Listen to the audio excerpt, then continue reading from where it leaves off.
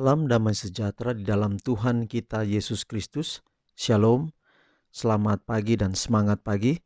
Jumpa kembali dalam renungan pagi kita untuk hari ini, 22 Mei 2022. 22 Mei 2022, dan ini adalah hari pertama dalam minggu pekerjaan atau pekan yang baru ini.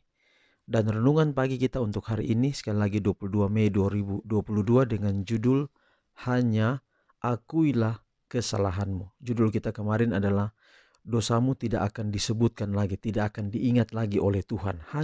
Judul kita hari ini, hanya akuilah kesalahanmu. Sebelum kita lanjutkan, mari kita berdoa. Bapa di surga, terima kasih atas perlindungan Tuhan dalam hidup kami. Terima kasih untuk hari yang baru, dan terima kasih untuk firman Tuhan yang hendak kami dengar, kiranya dapat menjadi berkat dalam hidup kami hari ini.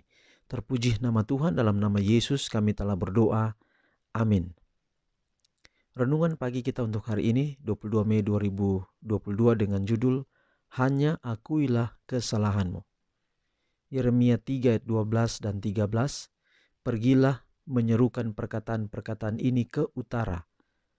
Katakanlah, kembalilah hai Israel, perempuan murtad. Demikianlah firman Tuhan. Mukaku tidak akan muram terhadap kamu, sebab aku ini murah hati. Demikianlah firman Tuhan, tidak akan murka untuk selama-lamanya. Hanya akuilah kesalahanmu, bahwa engkau telah mendurhaka terhadap Tuhan Allahmu. Kadang-kadang kita menyesali akibat dari perbuatan yang jahat yang menimpa kita. Tetapi ini bukanlah pertobatan. Penyesalan yang sesungguhnya akan dosa adalah akibat dari pekerjaan Roh Kudus.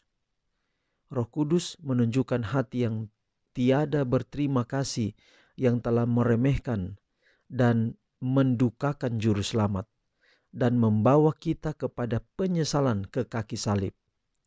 Oleh tiap-tiap dosa Yesus dilukai. Yesus dilukai lagi. Dan apabila kita memandang kepadanya yang telah kita tusuk, kita berduka cita karena dosa-dosa yang membawa kepedihan kepadanya. Duka cita yang demikian itu akan membawa kepada penolakan dosa. Dunia mungkin berpendapat bahwa penyesalan ini satu kelemahan, tetapi itulah kekuatan yang mengikat orang yang bertobat kepada yang tidak terbatas. Dengan mata rantai yang tidak dapat diputuskan. Dinyatakannya bahwa malaikat-malaikat Allah membawa kembali kepada jiwa kemurahan yang telah hilang oleh kekerasan hati dan pelanggaran. Air mata orang-orang yang menyesal itu hanyalah tetesan hujan yang mendahului cahaya terang kemuliaan.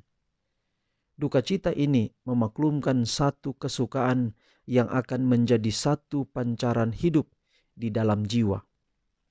Jika terbawa ke dalam ujian, kita tidak boleh gusar dan bersungut. Kita jangan melawan atau menggelisahkan diri kita lepas daripada tangan Kristus. Kita harus merendahkan jiwa di hadapan Allah. Cara-cara Tuhan itu kurang jelas bagi mereka yang ingin melihat sesuatu di dalam satu terang yang berkenan bagi dirinya sendiri. Cara-cara itu kelihatan suram dan tanpa kegembiraan kepada sifat kita manusia. Akan tetapi, jalan Tuhan adalah jalan kemurahan dan akhirnya adalah keselamatan.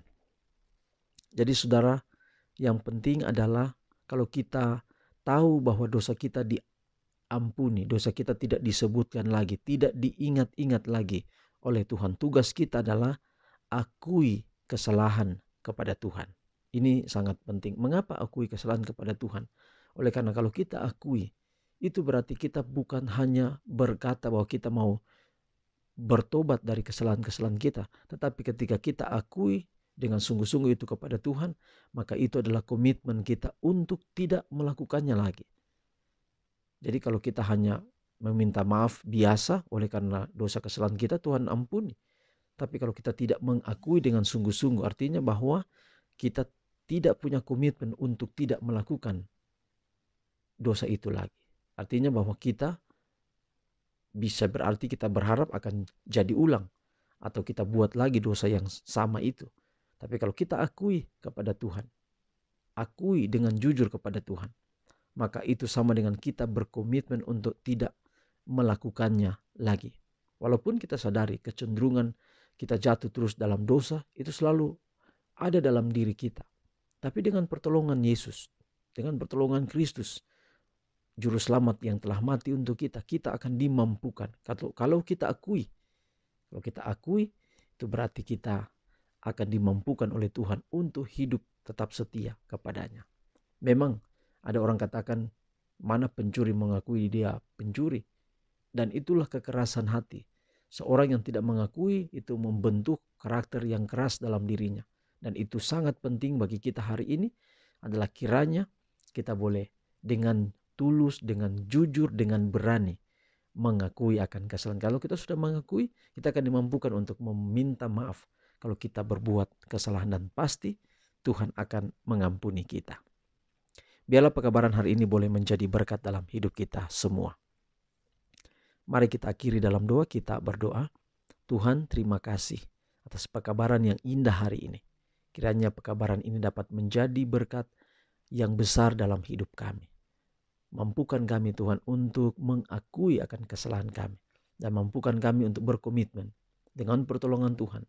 Kami tidak melakukan kesalahan lagi. Berkati kami hari ini di sepanjang aktivitas kami hari pertama minggu pekerjaan, tetapi juga sepanjang minggu ini. Kiranya kami ada dalam tangan Tuhan, pelihara hidup kami dan berkatilah kami semua. Inilah doa kami Bapa, terpuji nama Tuhan.